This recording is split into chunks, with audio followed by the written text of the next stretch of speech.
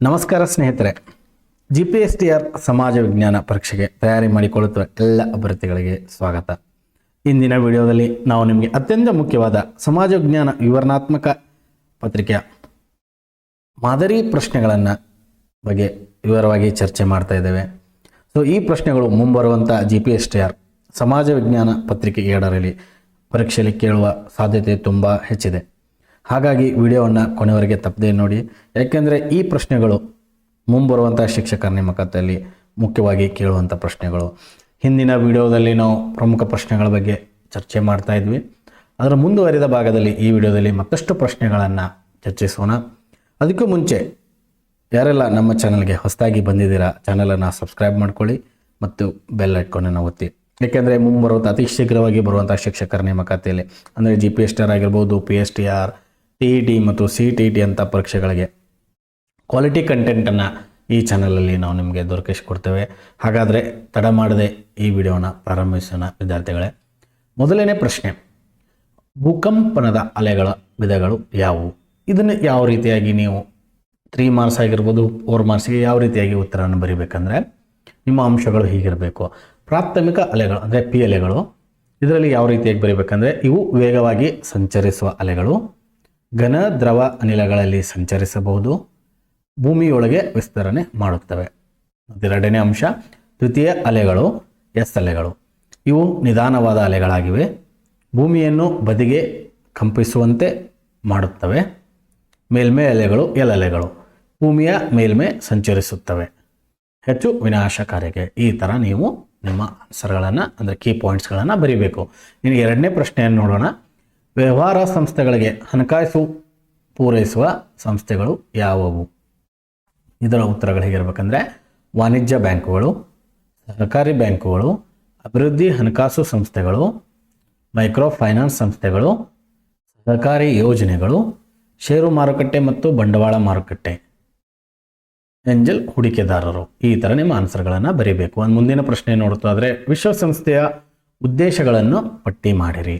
ಇದಕ್ಕೆ ಯಾವ ರೀತಿಯಾಗಿ ಆನ್ಸರ್ ಬರೀಬೇಕಂದ್ರೆ ಅಂತಾರಾಷ್ಟ್ರೀಯ ಶಾಂತಿ ಮತ್ತು ಭದ್ರತೆ ಕಾಪಾಡುವುದು, ರಾಷ್ಟ್ರಗಳ ಮಧ್ಯೆ ಪರಸ್ಪರ ಮೈತ್ರಿ ಬೆಳೆಸುವುದು, ಮಾನವನ ಮೂಲಭೂತ ನಂಬಿಕೆಗಳ ಬಗ್ಗೆ ನಂಬಿಕೆ ಹೆಚ್ಚಿಸುವುದು, ಅಂತಾರಾಷ್ಟ್ರೀಯ ಆರ್ಥಿಕವಾಗಿರ್ಬೋದು, ಸಾಮಾಜಿಕ, ಸಾಂಸ್ಕೃತಿಕ, ಮಾನವೀಯ ಸಮಸ್ಯೆಗಳನ್ನು ಬಗೆಹರಿಸುವುದು, ಅಂತಾರಾಷ್ಟ್ರೀಯ ಮಟ್ಟದ ನ್ಯಾಯ ಮತ್ತು ಒಡಂಬಡಿಕೆಗಳ ಷರತ್ತುಗಳಿಗೆ ಮಾನ್ಯತೆ ದೊರಕಿಸುವುದು, ರಾಷ್ಟ್ರಗಳ ಮಧ್ಯೆ ಪರಸ್ಪರ ಸೌಹಾರ್ದತೆಯ ಕೇಂದ್ರವಾಗಿ ಕಾರ್ಯನಿರ್ವಹಿಸುವುದು. ಈ ಥರ ನಿಮ್ಮ ಆನ್ಸರ್ಗಳನ್ನು ಬರೀಬೇಕು. ಇನ್ನು ಮುಂದಿನ ಪ್ರಶ್ನೆ 4ನೇ ಪ್ರಶ್ನೆ ನೋಡೋದಾದರೆ ಶ್ರಮದ ಲಕ್ಷಣಗಳನ್ನು ಪಟ್ಟಿ ಮಾಡಿರಿ. ಇದಕ್ಕೆ ಯಾವ ಥರ ಆನ್ಸರ್ ಇರಬೇಕು? ನಿಮಗೆ ಫುಲ್ ಮಾರ್ಕ್ಸ್ ಬೇಕಂದರೆ ಶ್ರಮವನ್ನು ಶ್ರಮಿಕನಿಂದ ಪ್ರತ್ಯೇಕಿಸಲು ಸಾಧ್ಯವಿಲ್ಲ, ಶ್ರಮವನ್ನು ಸಂಗ್ರಹಿಸಲಾಗದು, ಶ್ರಮವು ಕಾಲ ತಕ್ಕಂತೆ ಬದಲಾಗುತ್ತದೆ, ಶ್ರಮದ ಸಾಮರ್ಥ್ಯದಲ್ಲಿ ಭಿನ್ನತೆ ಇರುತ್ತದೆ, ಶ್ರಮವು ಒಂದು ಚಟುವಟಿಕೆಯ ಅಂಶವಾಗಿದೆ. ಈ ಥರ ನೀವು ಆನ್ಸರನ್ನು ಬರೀಬೇಕು. ಇನ್ನು ಮುಂದಿನ ಪ್ರಶ್ನೆ, ಇನ್ನೊಂದು ಪ್ರಶ್ನೆ ನೋಡ್ತಾ ಹೋದರೆ ಮಹಿಳಾ ಸ್ವಸಹಾಯ ಸಂಘಗಳು ಮಹಿಳಾ ಸಬಲೀಕರಣಕ್ಕೆ ಪೂರಕವಾಗಿವೆ, ಸಮರ್ಥಿಸಿರಿ. ವಿದ್ಯಾರ್ಥಿಗಳೇ, ಈ ಪ್ರಶ್ನೆಗೆ ಯಾವ ರೀತಿಯಾಗಿ ಉತ್ತರವನ್ನು ಬರೀಬೇಕು? ಯಾಕೆಂದರೆ ನಿಮಗೆ 3 ಮಾರ್ಕ್ಸ್ ಆಗಿರ್ಬೋದು, 4 ಮಾರ್ಕ್ಸಿಗೆ ಬರಲಿ ಪಾಯಿಂಟ್ಸ್ಗಳು ಅತಿ ಮುಖ್ಯವಾಗಿ ಬರೀಬೇಕು. ಯಾಕೆಂದರೆ ಕೀ ಪಾಯಿಂಟ್ಸ್ಗಳು ಈ ಥರ ಇರಬೇಕು. ಈ ಸಮೂಹಗಳು ಭಾರತದ ಹಣಕಾಸು ಉದ್ಯಮದ ನವೀನ ರೂಪಿಸುತ್ತದೆ, ಸ್ತ್ರೀಯರನ್ನು ಆರ್ಥಿಕವಾಗಿ ಸಾಮಾಜಿಕವಾಗಿ ಸಬಲರಾಗಿಸುತ್ತದೆ, ಚಿಕ್ಕ ಮಟ್ಟದ ಆರ್ಥಿಕ ಮೂಲಗಳನ್ನು ದೊಡ್ಡ ಪ್ರಮಾಣದಲ್ಲಿ ಒದಗಿಸುತ್ತದೆ, ಸ್ತ್ರೀಯರಲ್ಲಿ ಶಿಕ್ಷಣ ಜಾಗೃತಿಯನ್ನು ಮೂಡಿಸಲು ಸಹಕಾರಿಯಾಗಿದೆ, ಸ್ವಾವಲಂಬಿ ಜೀವನಕ್ಕೆ ಮಾರ್ಗದರ್ಶಿಯಾಗಿದೆ, ದೌರ್ಜನ್ಯ ಎದುರಿಸಲು ಹಕ್ಕುಗಳನ್ನು ಸ್ವತಂತ್ರವಾಗಿ ಪಡೆಯಲು ಸಹಕಾರಿಯಾಗಿದೆ, ಸ್ವಪ್ರೇರಣೆ ನಂಬಿಕೆ ಹುಟ್ಟಿಸುತ್ತದೆ, 10 ರಿಂದ 20 ಸ್ತ್ರೀಯರನ್ನೊಳಗೊಂಡ ಸಮೂಹವಾಗಿರುತ್ತೆ. ಈ ಥರ ನಿಮ್ಮ ಪಾಯಿಂಟ್ಸ್ಗಳು ಇರಬೇಕು ವಿದ್ಯಾರ್ಥಿಗಳೇ. ಇನ್ನು 6ನೇ ಪ್ರಶ್ನೆ ನೋಡೋದಾದರೆ ಬ್ಯಾಂಕ್ ಖಾತೆಯನ್ನು ತೆರೆಯುವುದರಿಂದ ಆಗುವ ಅನುಕೂಲಗಳೇನು? ಮೋಸ್ಟ್ ಇಂಪಾರ್ಟೆಂಟ್ ಪ್ರಶ್ನೆ ವಿದ್ಯಾರ್ಥಿಗಳೇ. ಇದಕ್ಕೆ ಯಾವ ರೀತಿ ನಿಮ್ಮ ಕೀ ಆನ್ಸರ್ಗಳು ಇರಬೇಕಂದ್ರೆ ಹಣದ ಭದ್ರತೆ ಕಾಪಾಡುವುದು, ಹಣದ ಪಾವತಿಗಳನ್ನು ಮಾಡಲು ಸಹಕಾರಿ, ಹಣ ವಸೂಲಿ ಮಾಡಲು ಸಹಾಯಕ, ಸಾಲ ಪಡೆಯಲು ಸಾಧ್ಯವಾಗುತ್ತದೆ, ವ್ಯವಹಾರಗಳನ್ನು ಸುಗಮವಾಗಿ ನಡೆಸಲು ಸಹಾಯಕ, ಭದ್ರತಾ ಕಪಾಟು ಪಡೆಯಬಹುದಾಗಿದೆ, ಸರ್ಕಾರಿ ಯೋಜನೆ ಪಡೆಯಲು ಉತ್ತಮವಾಗಿದೆ. ಈ ಥರ ನಿಮ್ಮ ಆನ್ಸರ್ಗಳು ಇರಬೇಕು. ಈ ಥರ ನೀವು ಆನ್ಸರ್ ಬರೆದ್ರೆ ನಿಮಗೆ ಪರೀಕ್ಷೆಯಲ್ಲಿ ಉತ್ತಮ ಅಂಕಗಳು ದೊರೆಯುತ್ತವೆ. ಇನ್ನು ಮುಂದಿನ ಪ್ರಶ್ನೆ 7ನೇ ಪ್ರಶ್ನೆಯನ್ನು ನೋಡೋಣ. ಹಾಗಾದರೆ ನಿರ್ಧಾರ ತೆಗೆದುಕೊಳ್ಳಬೇಕಾದುದರ ಅವಶ್ಯಕತೆ ಏನು ಅಥವಾ ಉತ್ತಮ ಸಂಘಟನಾಕಾರರು ಹೊಂದಿರಬೇಕಾದ ಅಂಶಗಳೇನು? ಈ ಥರ ಪ್ರಶ್ನೆಗಳು ನಿಮಗೆ ಕನ್ಸ್ಟ್ರಕ್ಟ್ ಮಾಡಿ ಎಕ್ಸಾಮಿನರ್ ಕೇಳಿದರೆ ನೀವು ಆನ್ ಸ್ಪಾಟ್ ಉತ್ತರಗಳನ್ನು ಯಾವ ರೀತಿಯಾಗಿ ಬರಿಬೇಕು? ಇದರ ಆನ್ಸರ್ಗಳು ಹೀಗಿರಬೇಕು: ಸಮಸ್ಯೆಯನ್ನು ವಿಶ್ಲೇಷಿಸುವುದು, ಕಾರ್ಯಗತ ಮಾಡಲು ಯೋಜನೆ ರೂಪಿಸುವುದು, ಧೈರ್ಯ ಮತ್ತು ತಾಳ್ಮೆ ಪಾಲಿಸುವುದು, ಮುಂದಾಲೋಚನೆಯನ್ನು ಗಮನದಲ್ಲಿಡುವುದು, ವಿವೇಕಯುಕ್ತವಾದ ನಿರ್ಧಾರವನ್ನು ಶೀಘ್ರದಲ್ಲಿ ತೆಗೆದುಕೊಳ್ಳಬೇಕು. ಈ ಥರ ನೀವು ಆನ್ಸರ್ಗಳನ್ನು ನಿಮ್ಮ ಮೈಂಡಲ್ಲಿ ಸೆಟಪ್ ಮಾಡಿಕೊಂಡು ಆನ್ಸರ್ಗಳನ್ನು ಬರೀಬೇಕು ಪರೀಕ್ಷೆಯಲ್ಲಿ. ಇನ್ನು ಮುಂದಿನ ಪ್ರಶ್ನೆ 8ನೇ ಪ್ರಶ್ನೆ ನೋಡೋಣ. ಹಾಗಾದರೆ ವಿದ್ಯಾರ್ಥಿಗಳೇ, ವ್ಯವಸಾಯದ ಪ್ರಾಮುಖ್ಯತೆಯನ್ನು ವಿವರಿಸಿರಿ. ಯಾವ ಥರ ಆನ್ಸರ್ ಇರಬೇಕು?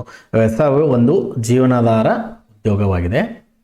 ಅಗಾಧ ಜನಸಂಖ್ಯೆಗೆ ಆಹಾರ ಧಾನ್ಯವನ್ನು ಪೂರೈಸುತ್ತದೆ, ಅನೇಕ ಜನರಿಗೆ ಉದ್ಯೋಗ ಒದಗಿಸುತ್ತದೆ, ಹಲವಾರು ಕೈಗಾರಿಕೆಗಳನ್ನು ಪೋಷಿಸುತ್ತದೆ, ಜನರ ಜೀವನಾಡಿಯಾಗಿದೆ, ಆರ್ಥಿಕ ಮತ್ತು ಆಹಾರ ಸಮಸ್ಯೆಗೆ ಕಡಿವಾಣವಾಗಿದೆ. ಈ ಥರ ನಿಮ್ಮ ಆನ್ಸರ್ ಇರಬೇಕು. ಇನ್ನು ಮುಂದಿನ ಪ್ರಶ್ನೆ 9ನೇ ಪ್ರಶ್ನೆ ನೋಡೋದಾದರೆ, ದಾಮೋದರ್ ನದಿ ಕಣಿವೆ ಯೋಜನೆ ಕುರಿತು ಬರೆಯಿರಿ. ಈ ಥರ ಇದಕ್ಕೆ ಯಾವ ಥರ ಆನ್ಸರ್ ಇರಬೇಕಂದ್ರೆ, ಇದು ಸ್ವತಂತ್ರ ಭಾರತದ ಪ್ರಥಮ ವಿವಿಧೋದ್ದೇಶ ನದಿ ಕಣಿವೆ ಯೋಜನೆಯಾಗಿದೆ. ಯೋಜನೆ ಕೈಗೊಂಡ ರಾಜ್ಯಗಳು ಬಿಹಾರ ಮತ್ತು ಪಶ್ಚಿಮ ಬಂಗಾಳ. ಇದನ್ನು ಪಶ್ಚಿಮ ಬಂಗಾಳದ ಕಣ್ಣೀರಿನ ನದಿ ಎನ್ನುವರು. ದಾಮೋದರ್ ನದಿಯಿಂದಾಗುವ ಹಾನಿ ತಡೆಗಟ್ಟುವುದು ಮತ್ತು ಜಲ ವಿದ್ಯುತ್ ಶಕ್ತಿ ತಯಾರಿಸುವ ಉದ್ದೇಶವಾಗಿದೆ. ಯೋಜನೆಯ ಕಾಲುವೆ ಉದ್ದ 2495 ಕಿಲೋಮೀಟರ್ ಇದೆ. ಇದರ ನೀರಾವರಿ ಕ್ಷೇತ್ರ 4.5 ಲಕ್ಷ ಹೆಕ್ಟೇರ್ ಇದೆ. ಇದರ ಉಪಯೋಗ ಪಡೆಯುವ ರಾಜ್ಯಗಳು ಪಶ್ಚಿಮ ಬಂಗಾಳ ಮತ್ತು ಜಾರ್ಖಂಡ್. ಈ ಥರ ನೀವು ಆನ್ಸರ್ಗಳನ್ನು ಕನ್ಸ್ಟ್ರಕ್ಟ್ ಮಾಡಬೇಕು ವಿದ್ಯಾರ್ಥಿಗಳ. ಇನ್ನು ಕೊನೆ ಪ್ರಶ್ನೆ ನೋಡೋದಾದರೆ, ಇಂದಿನ ಸಂಚಿಕೆಯಲ್ಲಿ ಬ್ರಿಟಿಷ್ ಶಿಕ್ಷಣದಿಂದ ಭಾರತದಲ್ಲಿ ಉಂಟಾದ ಪರಿಣಾಮವನ್ನು ವಿವರಿಸಿರಿ. ಇದರ ಆನ್ಸರ್ ಯಾವ ಥರ ಇರಬೇಕಂದ್ರೆ, ಆಧುನಿಕ ಜಾತ್ಯತೀತತೆ, ಪ್ರಜಾಪ್ರಭುತ್ವ ಆಲೋಚನೆಗಳು, ರಾಷ್ಟ್ರೀಯವಾದಿ ದೃಷ್ಟಿಕೋನದ ಬೆಳವಣಿಗೆ, ವೃತ್ತಪತ್ರಿಕೆಗಳ ಪ್ರಾರಂಭ, ಸ್ಥಳೀಯ ಭಾಷೆ ಮತ್ತು ಸಾಹಿತ್ಯಗಳಿಗೆ ಪ್ರೋತ್ಸಾಹ, ಆಲೋಚನಾ ಕ್ರಮದಲ್ಲಿ ಬದಲಾವಣೆ, ಧಾರ್ಮಿಕ ಸುಧಾರಣಾ ಚಳುವಳಿ ಆರಂಭ, ಜಗತ್ತಿನ ಸ್ವಾತಂತ್ರ್ಯ ಚಳುವಳಿ ಭಾರತೀಯರ ಮೇಲೆ ಪ್ರಭಾವ ಬೀರಿದವು, ಭಾರತೀಯ ಸಾಂಸ್ಕೃತಿಕ ಪರಂಪರೆಯ ಅರಿವು, ಜೆ.ಎಸ್. ಮಿಲ್, ಮಾಂಟೆಸ್ಕೋ, ರೂಸೋ ಚಿಂತನೆಗಳು ನಾವೀನ್ಯತೆ ತಂದವು. ಈ ಥರ ನಿಮ್ಮ ಆನ್ಸರ್ಗಳನ್ನು ಬರಿಬೇಕು. ನಾವು ಈ ಸಂಚಿಕೆಯಲ್ಲಿ 10 ಪ್ರಶ್ನೆಗಳನ್ನು ಗಮನದಲ್ಲಿ ಇಟ್ಟುಕೊಂಡು ರೆಡಿ ಮಾಡಿದ್ದೇವೆ. ಮುಂಬರುವಂಥ ಶಿಕ್ಷಕರು GPSTR ಸಮಾಜ ವಿಜ್ಞಾನ ಪತ್ರಿಕೆಯಲ್ಲಿ, ವಿವರಣಾತ್ಮಕ ಪತ್ರಿಕೆಯಲ್ಲಿ ನೀವು ಈ ಥರ ಆನ್ಸರ್ಗಳನ್ನು ಬರೆದ್ರೆ ನೀವು ಎಕ್ಸಾಮನ್ನು ಈಸಿಯಾಗಿ ಕ್ಲಿಯರ್ ಮಾಡ್ಬೋದು ವಿದ್ಯಾರ್ಥಿಗಳಿಗೆ. ಪ್ರತಿನಿತ್ಯ ಇಂಪಾರ್ಟೆಂಟ್ ಪ್ರಶ್ನೆಗಳನ್ನು ನಮ್ಮ ಚಾನಲಲ್ಲಿ ನಿಮಗೋಸ್ಕರ ನಾವು ತರ್ತಾ ಇರ್ತೇವೆ. ಸೊ ಅದಕ್ಕೆ ನೀವು ನಮ್ಮ ಚಾನಲನ್ನು ಸಬ್ಸ್ಕ್ರೈಬ್ ಮಾಡ್ಕೊಳ್ಳಿ ಮತ್ತು ಬೆಲ್ ಐಕಾನ್ ಒತ್ತಿ. ಆದಷ್ಟು ಈ ವಿಡಿಯೋನ ಶೇರ್ ಮಾಡಿ ಮತ್ತು ಲೈಕ್ ಮಾಡಿ ವಿದ್ಯಾರ್ಥಿಗಳೇ. ಹಾಗೆ ನಿಮ್ಮ ಅನಿಸಿಕೆ ಅಭಿಪ್ರಾಯಗಳನ್ನು ಕಮೆಂಟ್ ಬಾಕ್ಸಲ್ಲಿ ತಿಳಿಸಿ. ಅಂದರೆ ಮುಂದಿನ ವಿಡಿಯೋಗಳಲ್ಲಿ ಇನ್ನಷ್ಟು ಒಳ್ಳೆಯ ಅಂಶಗಳನ್ನು ನಿಮ್ಮ ಜೊತೆ ನಾವು ತೊಗೊಂಡು ಬರ್ತಾ ಇರ್ತೀವಿ. ಸೊ ಅದಕ್ಕೆ ನಿಮ್ಮ ರಿಪ್ಲೈ ಕೂಡ ಇಂಪಾರ್ಟೆಂಟ್ ಇರುತ್ತೆ. ಮತ್ತೆ ಮುಂದಿನ ವಿಡಿಯೋದಲ್ಲಿ ಸಿಗೋಣ ಅಂತ ಹೇಳ್ತಾ ನಮಸ್ಕಾರ ಸ್ನೇಹಿತರೆ.